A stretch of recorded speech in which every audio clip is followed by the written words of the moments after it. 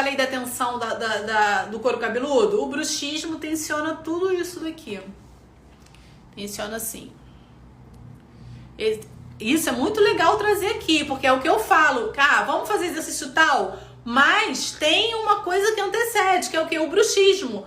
Se eu não vou na raiz, eu fico enxugando gelo, eu fico muito superficial. Entende? Por isso que lá na mentoria, o meu questionário é um questionário que pergunta pra cacetada de coisas. Porque eu preciso saber qual é o estímulo que você tá tendo para aquilo. Pra gente tentar ir lá no estímulo, se tornar consciente do estímulo.